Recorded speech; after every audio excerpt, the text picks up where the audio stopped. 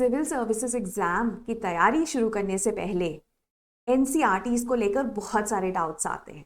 NCERTs important है भी। कौन सी एनसीईआरटीज इंपॉर्टेंट है? क्या 6th to 12th तक की सारी एनसीईआरटीज हमें पढ़नी है? कौन से सब्जेक्ट्स के लिए ज्यादा इंपॉर्टेंट है, कौन सी स्किप हो सकती है, and I don't know how many questions.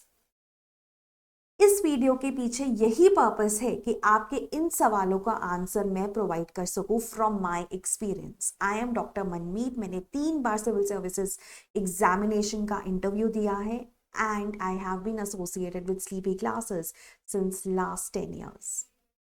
तो आइए समझते हैं एनसीईआरटीज की इंपॉर्टेंस को। सबसे पहले व्हाई एनसीईआरटीज? हम डिस्कस ही क्यों कर रहे हैं एनसीईआरटीज को? क्योंकि एनसीईआरटीज एक्चुअली में बेसिक हैं।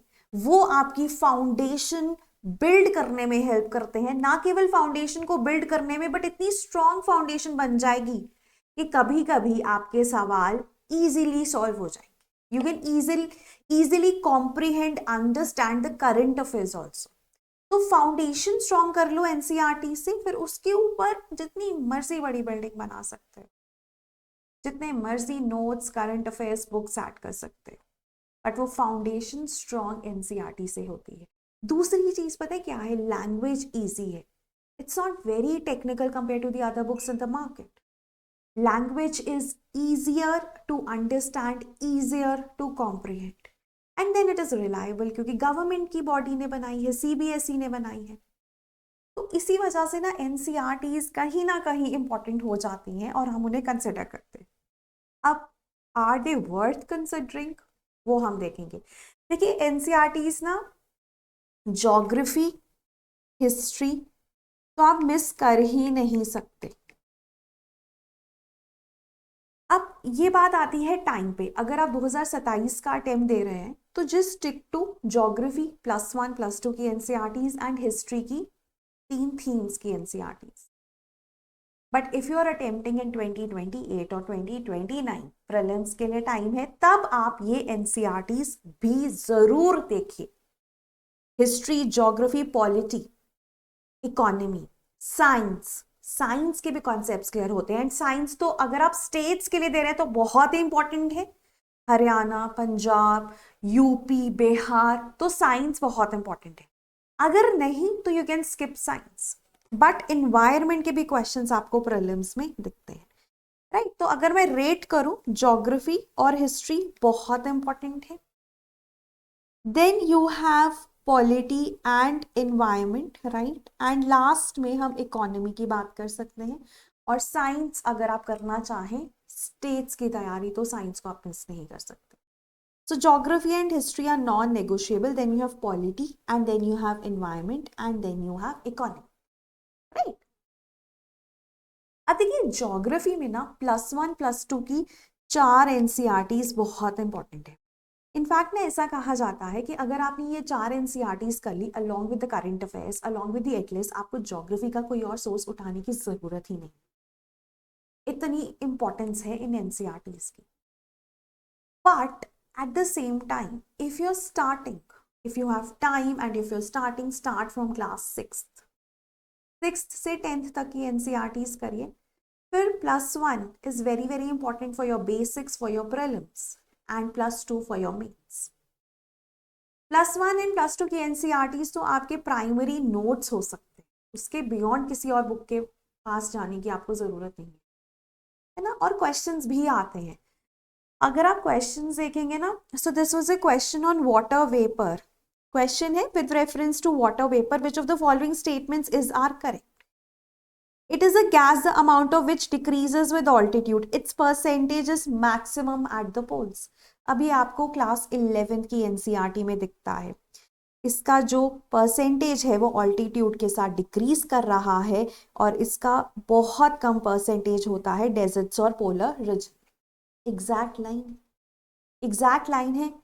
ये स्टेटमेंट गलत हो गई ना, आंसर इज ए ओनली। खैर but that's not the point. Exact line है क्लास 11 की एनसीईआरटी से प्रीलिम्स में। फिर एक और क्वेश्चन है, annual and diurnal range of temperatures is low, precipitation occurs throughout the year, precipitation varies between 50 to 250 centimetres. कौन सा क्लाइमेट है ये? इसका आंसर है marine west coast climate. Again अगर आप देखोगे ना, यही annual and daily range is small, precipitation occurs throughout the year, precipitation varies greatly from 50 to 250 centimetres. Exactly same line copy paste कर दी जाती है एनसीईआरटी की क्वेश्चंस। तो +1 +2 की एनसीईआरटी अगर आप देखो 27 के लिए प्रिपेयर कर रहे हैं तो ये तो देख ही लीजिए। अगर आप 28 के लिए प्रिपेयर कर रहे हैं, I would suggest go from 6th to 12th। Pre के लिए +1 की, मेंस के लिए +2 की। Geography and history are non negotiable NCERTs में। अगर आप सीपी के साथ फाउंडेशन कर रहे हैं तो उसमें we are covering this, but still imagine the age that you might have अगर आप इन एनसीईआरटीज को अच्छे से पढ़ते हैं। और कितना ही इजीली अवेलेबल सोर्स है, आपके सामने है। देन ये क्वेश्चन है, डेसिडुअस ट्रीज कौन सी हैं? टीक, सल, शीशम, हुर्रा, महुआ, आंवला, सेमल। आपका आंसर आ गया, टीक और महुआ डेसिडुअस है। फिर एक पोर्ट्स पे क्वेश्चन आया था, ये गलत है इसमें कि Visakhapatnam is not the largest container port, it is JNPT। ये भी डायरेक्ट स्टेटमेंट से सवाल आ रहे हैं। फिर इस साल क्वेश्चन आया था पेनिनसुलर ब्लॉक ऑफ इंडिया से, ये भी आपका क्लास 11th की एनसीईआरटी में गिवन है।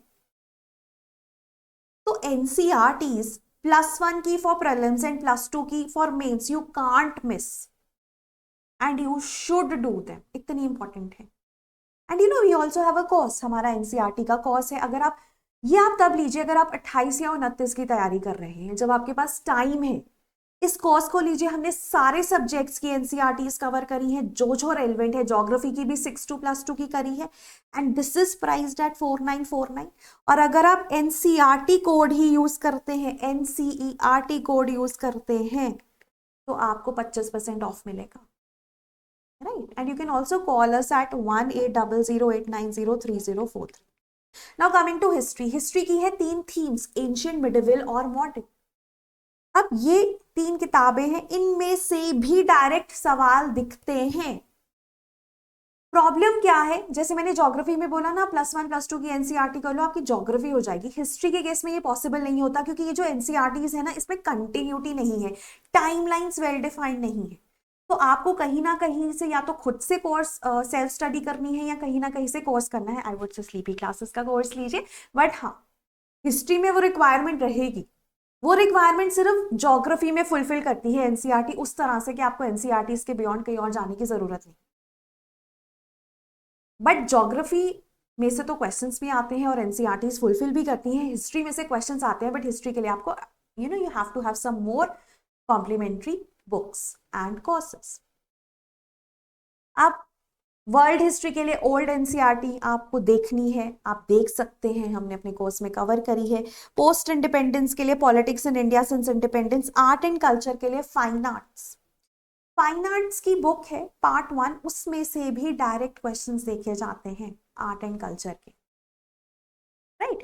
अब देखिए हिस्ट्री में अगेन आई वुड सजेस्ट, अगर आपको करना ही है सो गो फॉर दीज 3 एनसीईआरटीज, है ना। Theme 1, theme 2, theme 3 for ancient, medieval and modern respectively, go for these 3 NCERTs for world history, art and culture and post independence. तो आपका pre और mains sorted हो जाएगा। अब देखो ये भी सवाल था, Ashoka major rock edicts and location of the state, so this is a map in themes in Indian history 1, ancient में ही होगा ना अगर अशोका से रिलेटेड है। सिमिलरली ये क्वेश्चन था इंडस वैली सिविलाइजेशन के ऊपर, ये भी डायरेक्ट लाइन कॉपी पेस्ट करी है कि वाटर रिजर्वॉयर्स कहाँ मिलते थे, धोलावीरा में। यहाँ पर ही है कि वाटर हार्वेस्टिंग और मैनेजमेंट का, डैम्स बनाने का सिस्टम कहाँ पर था, धोलावीरा में। डायरेक्ट लाइन से कॉपी किया हुआ है themes in Indian history part 1। I don't know मैं कैसे आप लोगों को ये बताऊं, लेकिन ये बहुत बहुत ज्यादा जरूरी है। ज्योग्राफी और हिस्ट्री की NCERTs are non negotiable, because prelims में डायरेक्ट क्वेश्चंस दिखते हैं लाइन से। आप बोलते हैं 2026 का पेपर बहुत एब्सर्ड था, आई गेट इट, एक क्वेश्चन हमें दिखा एनसीईआरटी से, है ना, बट उससे पहले हम देखते हैं एनसीईआरटीज में question, and you don't know 2027 में फिर से ये रिपीट हो जाए, 2028 में फिर से एनसीईआरटी से क्वेश्चन आ जाए। और डायरेक्ट क्वेश्चंस एक चीज है, तभी मैं कह रही हूँ कि एनसीईआरटी हिस्ट्री और ज्योग्राफी की आप करिए, जरूर करिए, लेकिन उसके बियॉन्ड हम एनसीईआरटीज रेकमेंड करते हैं पॉलिटी की, क्योंकि आपके कॉन्सेप्ट्स बिल्ड होते हैं, इन्वायरमेंट की अगेन कॉन्सेप्ट्स बिल्ड होते हैं। डायरेक्ट क्वेश्चन दिखे ना दिखे, कॉन्सेप्ट्स भी तो बिल्ड करने हैं, तो वो तो हो ही रहे हैं ना एनसीईआरटीज के साथ। तो एनसीईआरटी जरूर करिए, सभी एनसीईआरटीज करिए, but with a plan of course. अगर आप 28 और 29 के लिए प्रिपेयर करें, 27 के लिए टाइम कम है, तो just stick to history and geography. Then this was also question Ajanta and Mahabalipuram, again you can solve this from fine arts, right. तो क्वेश्चंस आपको दिखते रहेंगे, मेंस के क्वेश्चंस भी दिखते हैं, जैसे एजुकेशन और नेशनलिज्म में महात्मा गांधी जी और रविंद्रनाथ टैगोर जी के बीच में डिफरेंस पूछा है, एनसीईआरटी से सॉल्व होता है, राइट। देन नेक्स्ट हमारे पास आता है पॉलिटी। अब देखिए पॉलिटी में ना दो किताबें हैं, क्लास 1+1 की, are constitution at work and political theory. इसमें से भी डायरेक्ट क्वेश्चंस आए हैं। जैसे एक बार क्वेश्चन आया था कि राइट टू वोट क्या है, बच्चों को कंफ्यूजन हो गई, कॉन्स्टिट्यूशनल राइट है, लीगल राइट है, फंडामेंटल राइट है, नेचुरल राइट है, क्या है, किसी को इसका आंसर नहीं पता था, unless UPSC came up with its key and marked C as an answer. फिर आपने रिवर्स इंजीनियरिंग करी, फिर आप पीछे गए, फिर हमें पता चला एनसीईआरटी में ये दिया हुआ है एज कॉन्स्टिट्यूशनल राइट। तो हो गई ना वो दो एनसीईआरटी भी इंपॉर्टेंट +1 की। फिर कॉन्स्टिट्यूशन ऑफ अ कंट्री का चीफ पर्पस क्या है, again from NCERT this is sort. तो Indian constitution at work and political theory, these are the 2 NCERTs that you shouldn't miss. अब ये वो किताबें हैं +1 +2 की एनसीईआरटीज ज्योग्राफी की, थीम्स हिस्ट्री की, प्लस फाइन आर्ट्स की हिस्ट्री की, एंड दीज 2 ऑफ पॉलिटी, ये आपको कवर टू कवर पढ़नी, ठीक है। अभी तक जो हमने एनसीईआरटीज करी वो आपको कवर टू कवर करनी। उसके बाद ना कुछ स्पेसिफिक चैप्टर्स आ जाते हैं, उसके बाद कुछ स्पेसिफिक चैप्टर्स आ जाते हैं। जैसे अगर मैं इन्वायरमेंट की बात करूं, इन्वायरमेंट में ना बायोलॉजी की एनसीईआरटी है +2 की, इसके लास्ट के 4 चैप्टर्स, राइट। फिर क्लास 9th की साइंस की एनसीईआरटी है, उसमें एक चैप्टर है animal and plant diversity, right. And then you have class 11th की केमिस्ट्री में एक चैप्टर है पोल्यूशन। तो इन्वायरमेंट में ना हम स्पेसिफिक चैप्टर्स के ऊपर आ जाते हैं, हमें बायोलॉजी की पूरी एनसीईआरटी पढ़ने की जरूरत नहीं है +2 की, है ना, नीट का पेपर थोड़ी देना है आपने। तो ये ध्यान में रखना है। तो इन्वायरमेंट में we have certain specific chapters, जैसे ये क्वेश्चन है, ठीक है, म्यूचुअलिज्म पे है, फिग एंड वॉस्प के ऊपर, ये एनसीईआरटी में दिया हुआ है और हमने अपने नोट्स में इतनी बार कवर किया है, but this is given in NCERT, +2 की एनसीईआरटी में दिया हुआ है बायोलॉजी की, है ना। और भी बहुत सारे क्वेश्चंस है, नीश का, हैबिटाट का, बेसिक क्वेश्चंस आपके सॉल्व होते हैं इससे।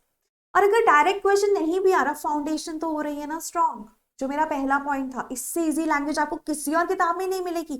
अगर आपको ये टेक्निकल लग रहा है सो आप भूल जाओ कि बाकी सब्जेक्ट्स या बाकी बुक्स आपके लिए इजी होंगी, राइट।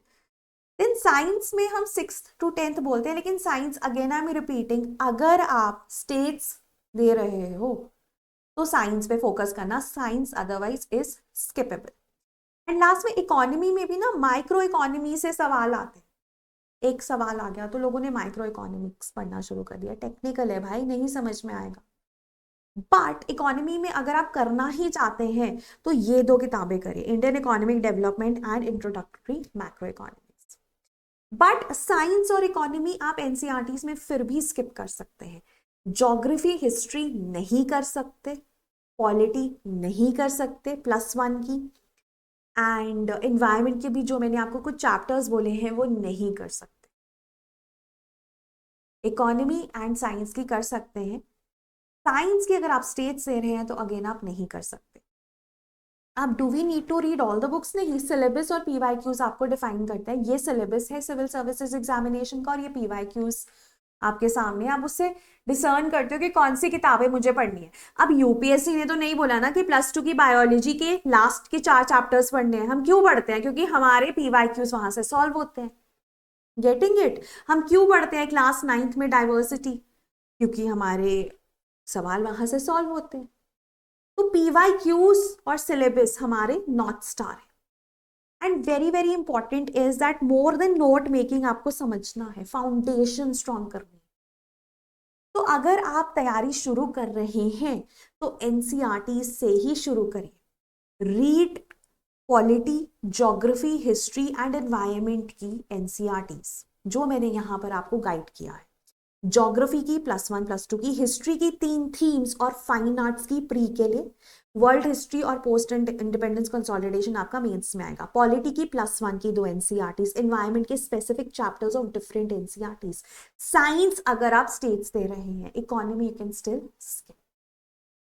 अब लाइक आई सेड कि हमारा कोर्स है, इसमें हमने जितनी भी रेलिवेंट एनसीईआरटीज है सभी कवर करी हैं। इनफैक्ट ज्योग्राफी में आप +1 +2 कर रही हो, लेकिन इस कोर्स में 6th ऑनवर्ड्स है, सिमिलरली हिस्ट्री भी है ना। So we have covered this and you if you using this code you can get it at 3711 rupees पर। This is a limited time offer.